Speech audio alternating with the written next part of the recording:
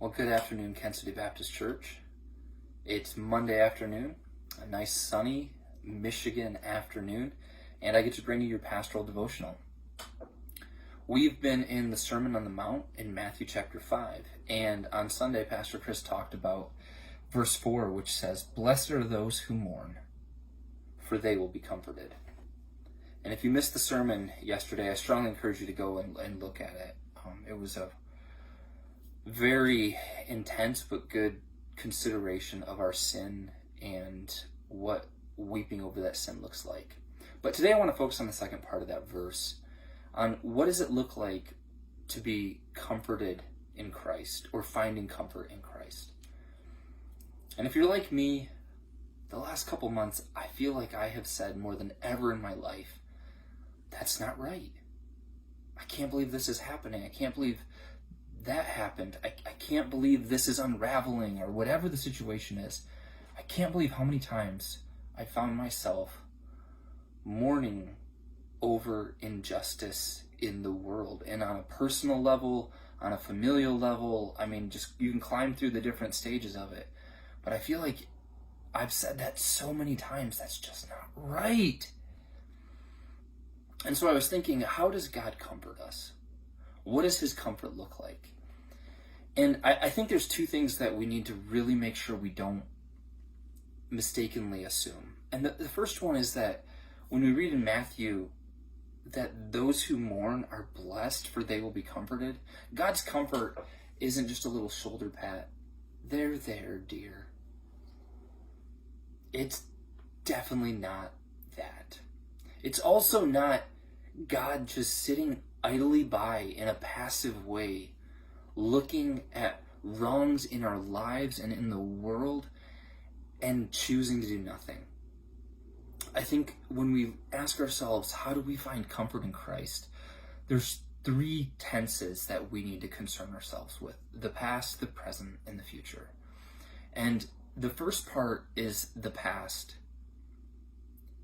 Jesus has defeated sin and death in his first coming.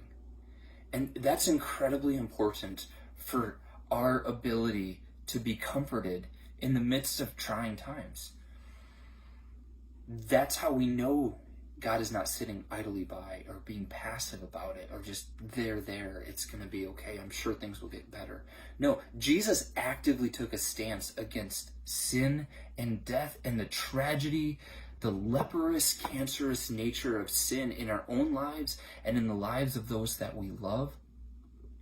He took an active stance against it, so much so that the Father sent his only Son, who was completely righteous and just and pure, and he died in our place.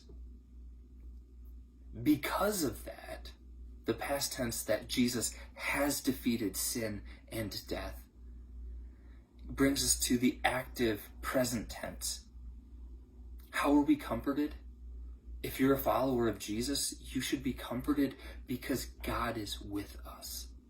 The Spirit of Jesus is within us. And that's the beauty and privilege of the new covenant, that no longer is God's law written on hearts of stone as it was in the Old Testament, but now his law is written on our hearts, on human flesh, on tablets of human flesh. God is with us.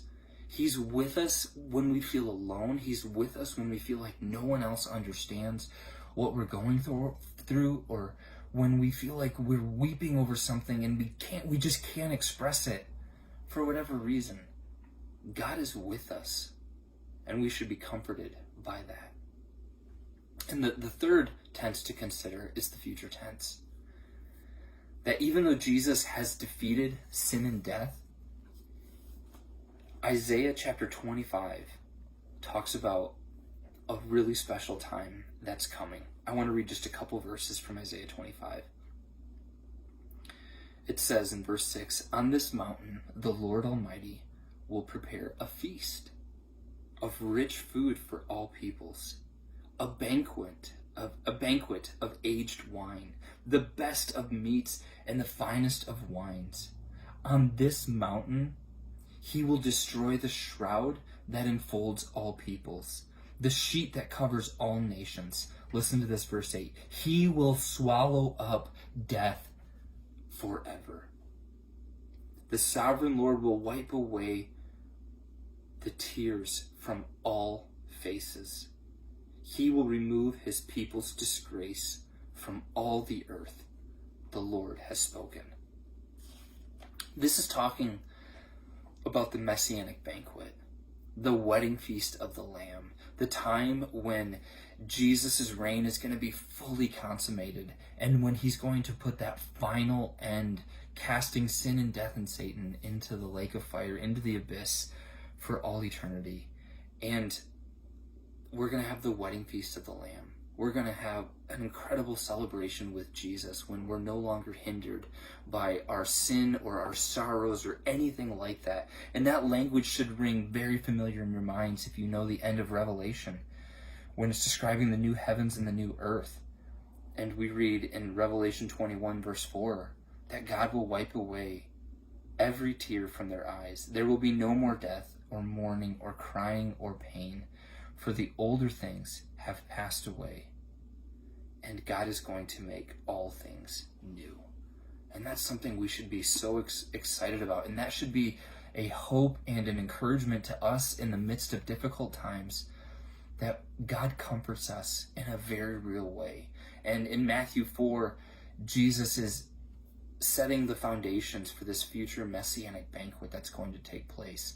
And we're in this in-between, between his first coming and his second coming. But if you're mourning right now and you're weeping at how often you're saying, this isn't right, God, I need you to intervene. I hope that you'll be encouraged by what Jesus has done in his first coming, that he is with us through his Spirit right now, each and every day if we're followers of Christ, and that he is going to swallow up death. He is going to wipe away the tears from our eyes. So be encouraged by that and these words from Isaiah and Revelation, that God's comforting us is unlike comfort from anyone else we could ever experience. And my prayer for you is that his peace that transcends all understanding will guard your hearts and minds in Christ Jesus. Until next time, I'm going to sign off. Take care. Bye-bye.